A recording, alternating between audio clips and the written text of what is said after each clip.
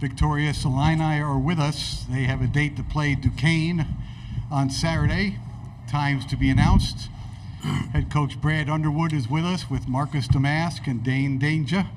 We're going to ask the head coach to make a statement on this game, and then we'll go to questions for all three gentlemen on the dais. Brad, please. Well, obviously you feel good anytime you get a win in the NCAA Tournament. It was kind of an inconspicuous start, being down 9-0 in the first minute and a half. I actually thought we played okay after that. We're up 1 at half, and so it's a kind of a plus 10 for the rest of the half. But I give Morehead a lot of credit. They are extremely well coached. They have very, very good players. Riley Minix, coming from the NAIA level, doing what he's done this season is nothing short of spectacular. It just goes to show there's great players everywhere. We recruited Jordan Lathan, so we knew he was a good player. But that's a very good team, and obviously they had a great season. So I thought we had a great spurt in the first half, kind of get it up 7 or 8. I thought that Dain's insertion in the game was obviously critical. He had 21 season high. And then, the all-around game of Marcus. I think somebody told me he's the 10th player in NCAA tournament history to have a triple-double. That's a pretty special night. And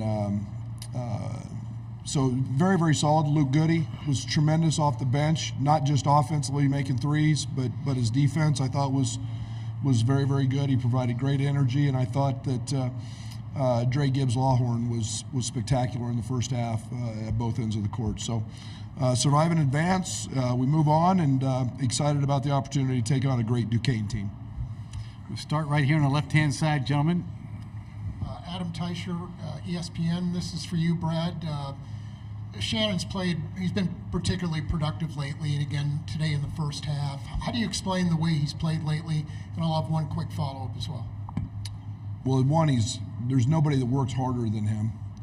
So success doesn't surprise me when you work as hard as Terrence does. When he gets most of those points just kind of through the flow. We don't run a lot to him. We don't run a lot of actions. We don't have to.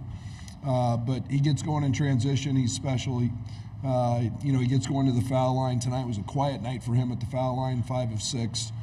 But when he's making threes, he's awfully good. So nothing surprises me with Terrence. I think he's one of the best players in the country, and he's been proving that here in this stretch. I wanted to also get your thoughts on that play he made early in the second half. He dove for that loose ball and throw it off the Morehead kid. And these guys will tell you, I've been preaching for a month about the 50-50 balls, diving on the floor for a loose ball. And I tell the story, I didn't go to the Sweet 16 at Stephen F. Austin because of we didn't dive on the floor for a loose ball.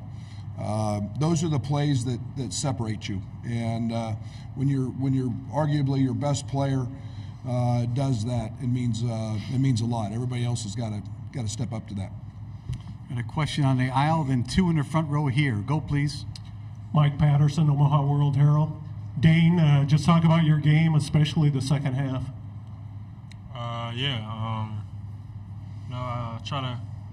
Try to come out, do whatever I can to help the team win, whatever that looks like, whether it was me rim running or rebounding, I just want to do whatever it takes to help the team win. This is a team effort, so we're in it together.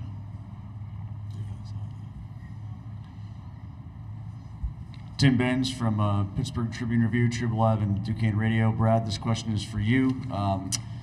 Duquesne just played a BYU team that, like you guys, is very comfortable playing and winning in the 80s. They're really good when they get to 70 first. What do you expect in terms of a contrasting style against Duquesne when you see them next? Well, I didn't watch hardly any of that game, and I do know this. I know how well they're coached. I have so much respect. I've done a lot of clinics over the years with Keith. I've known him back since my junior college days, and I know his teams are extremely tough. I know they're going to fight To me, that was not an upset. That was not shocking. The Atlantic 10's a tremendous league, and I think they started 0-5, if I'm not correct. If I'm correct, and then to get to this position, that's on a coach. That's on a coach leading his players in the right direction. So we know we've got a tough game, and they did a great job. It looks like numerically from the 3-point line and taking that away from BYU. So yeah, we'll have to play well, no doubt. Right in front. It's for Marcus and Brad. What is Dain giving you in this postseason? Seems like the last 4-6 weeks he's just turned it up. Marcus, you're first, please. Then Brad. Yeah, Dain he gives us a presence down low. Obviously with Coleman at the 5, it's a different look. So when Dain comes in, our team kind of changes, and it makes teams adapt to what we do. And then 9 for 9 is insane. He went 9 for 9. Just the efficiency is off the charts. And then even defensively, I know he's been blocking shots a lot better. Just his overall presence down low is just a hassle for teams. Well, 8 rebounds, the block shots. We know Dain can score. Dain's always been a very, very capable scorer, but his presence, his physicality.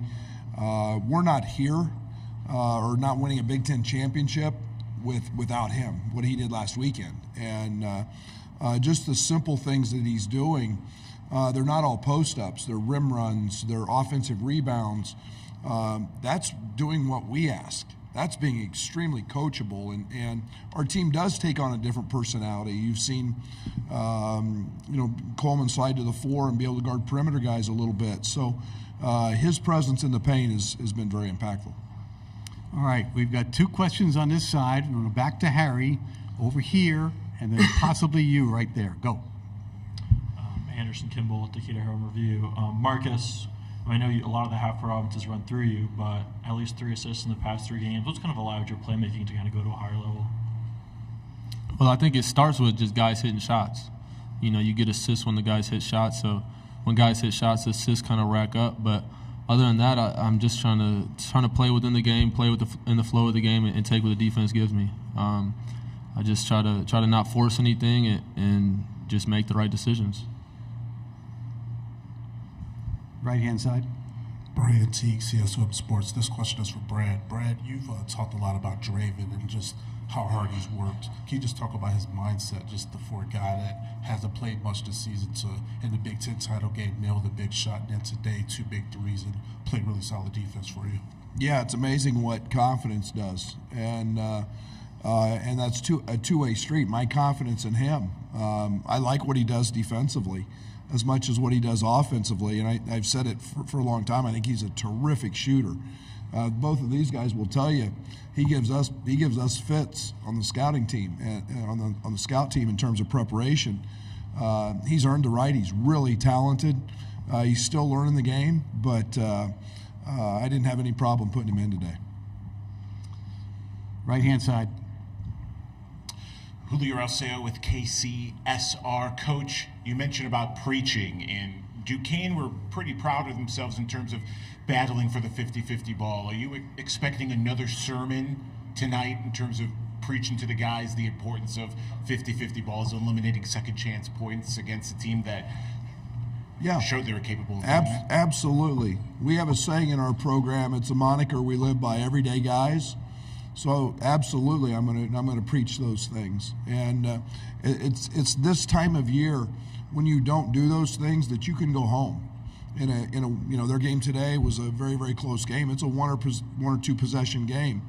I did see the one play I saw. It just happened to be the side out of bounds play. They stole the ball. Those things are huge, and Keith has not been successful as a head coach because his teams don't do those things. So we're going to have to match that nasty and that grit, and so we'll start preaching that tomorrow when we get together again. We're under 3 minutes to go. Harry's up. Marcus, I wanted to ask you, is this the reason really you came here from Southern Illinois? You wanted to play in this kind of stage and these kind of games? Yeah, it is. Through the portal and in the process, me and Coach pretty much just had conversations about winning big games in March. You know, that was the number one thing that I was looking for in the school, and I trusted Coach and felt like we had the opportunity to do that here. So this is the time that, you know, all the time you put in the gym pays off. Right there. Quickly for Marcus, and then I have one for Dain also. But Marcus, when was the last time you had a triple-double? High school, senior year of high school, I had a couple. Okay, and Dain, did you have any point during the season when you had to kind of get yourself over a hump, just in terms of your outlook, because you know you weren't playing as much as you wanted to? Did you struggle at any point? No, I actually didn't. You know, it was just, for me, it was just like the energy I was bringing to the team. You know, which started in practice. You know, I kept myself up by doing things off the court. You know, with Fletch, just being in shape. You know, doing workouts, extra cardio before and after practice. Just those little things kept me going. So. We have time for 2 questions. One here, one in the back. Brad, have you figured out the slower starts, digging the holes yet, or are you seeing anything that's similar from these last couple games? Yeah, we're going to get a different pregame speech than what I gave today and at Ohio State and Nebraska. So that one's 0 for 3.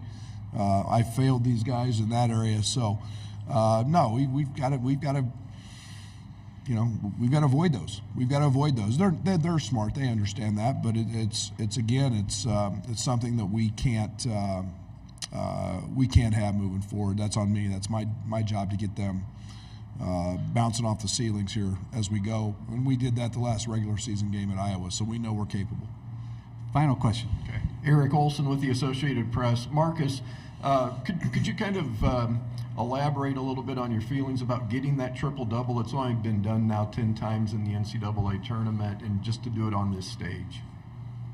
Yeah, I mean, it's definitely a cool accomplishment, you know, to kind of have my name up there with some of the greats, and just, you know, such few people have done it so far. So it's a great accomplishment, but, you know, I'm at this point in my career, I'm really past all the personal accolades, and at this point in March, it's all about winning, and that's really all I'm trying to do. Thank you, gentlemen. Good luck you. Saturday. Thank you.